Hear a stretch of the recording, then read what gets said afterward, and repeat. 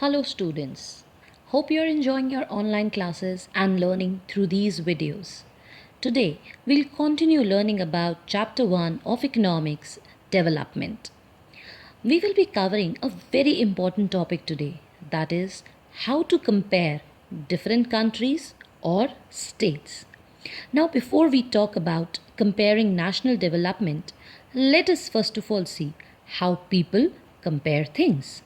We'll try to understand this with the help of a very simple example. Let's pose a question. Let's ask a question to ourselves that which is the best way to travel from Delhi to Mumbai? Now, everybody has their own answer to this question.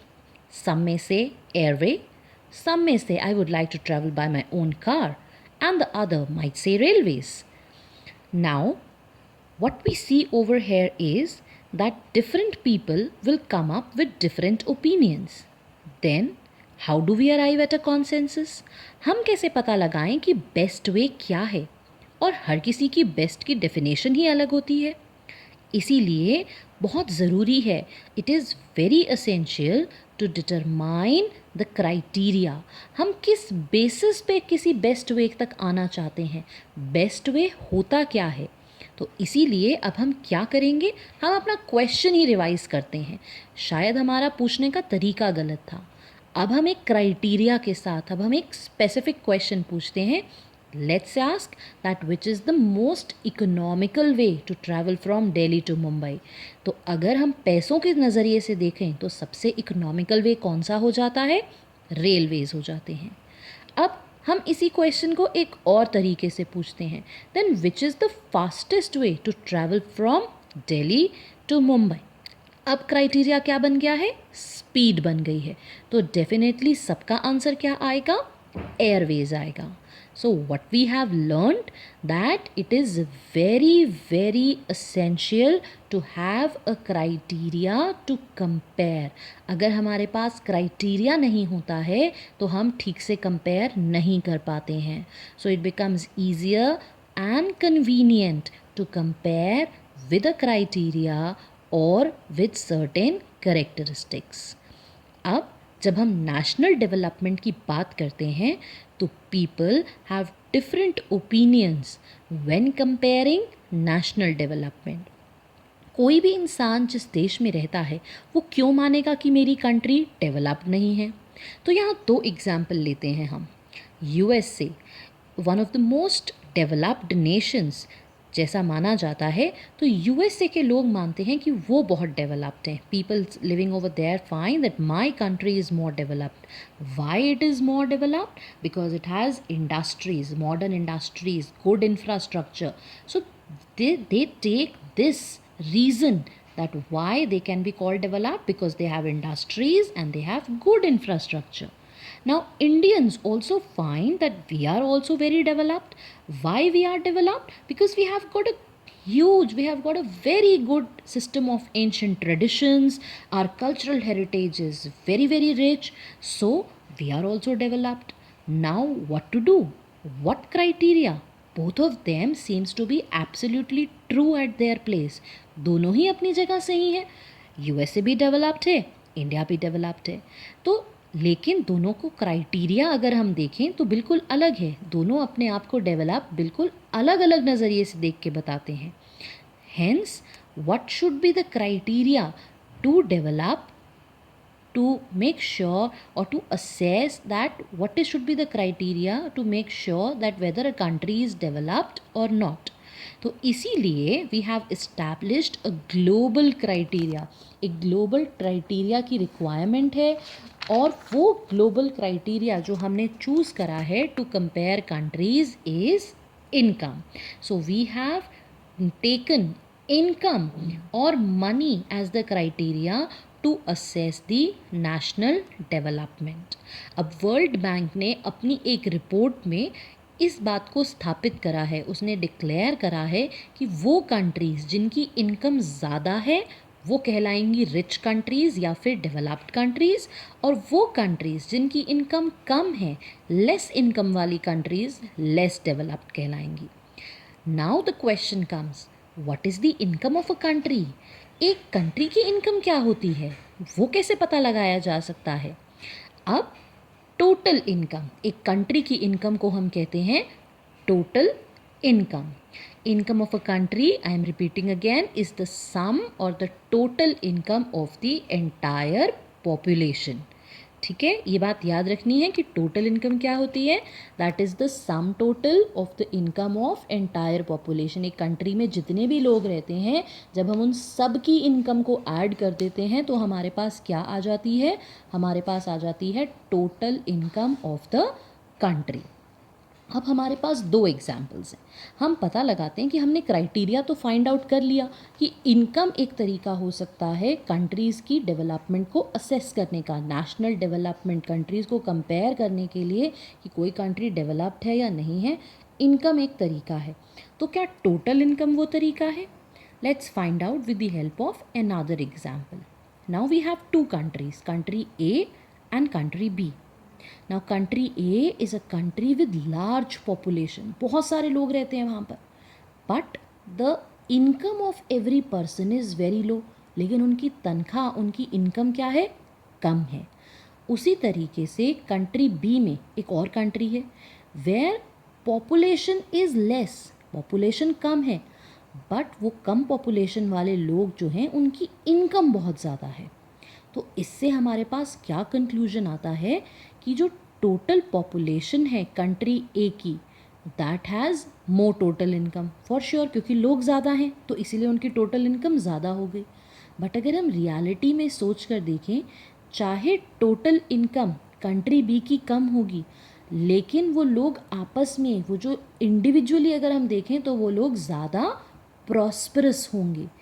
इसीलिए total income is not such a useful or a reliable way to measure the development, क्योंकि हर country की population अलग है और सिर्फ income के basis पे पता लगाना जो है, टोटल इनकम के बेसिस पे पता लगाना एक सही तरीका नहीं है.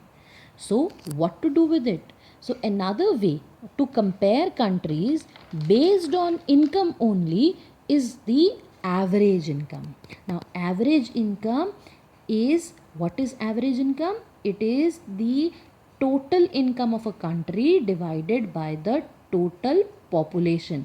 जितने लोगों की टोटल इनकम है उसको डिवाइड कर दो टोटल पॉपुलेशन से, इसको कहते हैं एवरेज इनकम. एवरेज इनकम को एक और नाम से जाना जाता है which is known as the per capita income. अब ये जो हमारी टोटल इनकम और एवरेज इनकम है, इन दोनों में से बेस्ट वे क्या है असेस करने का नेशनल डेवलपमेंट को?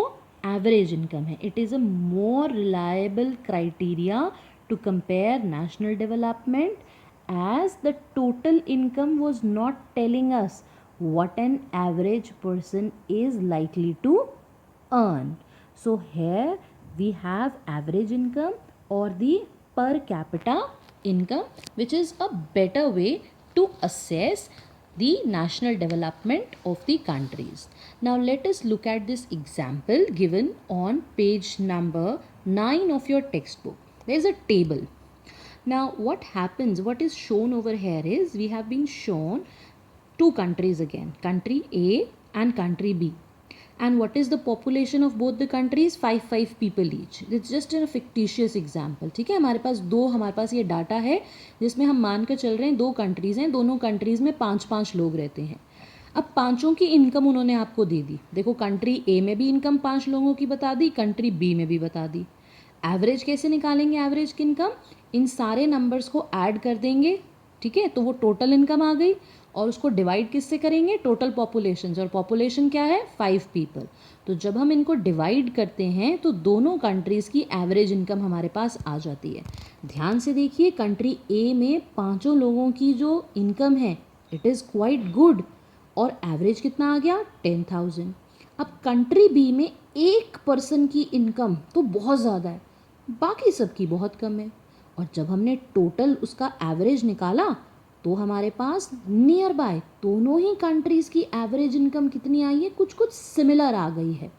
सो what we see in this particular example is that large income disparity, कि कुछ लोग बहुत ज़्यादा कमा रहे हैं और कुछ लोग कम कमा रहे हैं, this is not reflected in the average income. So average income या पर कैपिटा इनकम हमको ये नहीं दिखाती कि कौन कितना इंडिविजुअली कमा रहा है. इन अदर वर्ड्स हम ये कह सकते हैं that country A has less inequality in distribution of income. अगर देखा जाए तो सभी लोगों के पास ऑलमोस्ट बराबर सी इनकम है कंट्री ए में.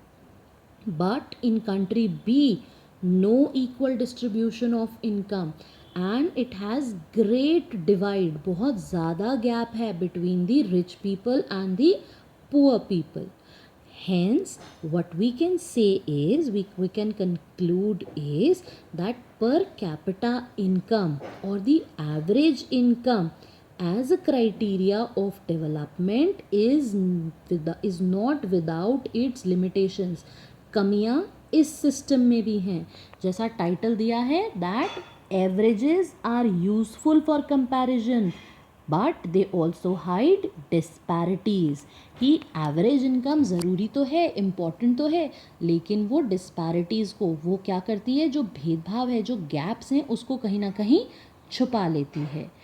Hence, what we need to understand is that to assess the national development, apart from income, some other criterias are also important. And what are those criterias? Infant mortality rate, life expectancy, body mass index, literacy rate, human development index. All these are very, very important. So in the next class, we'll discuss in great detail about these factors, these criterions, how they are important to compare different countries or to compare different states within a country. So hope you have understood that how to compare nations or states on the basis of development.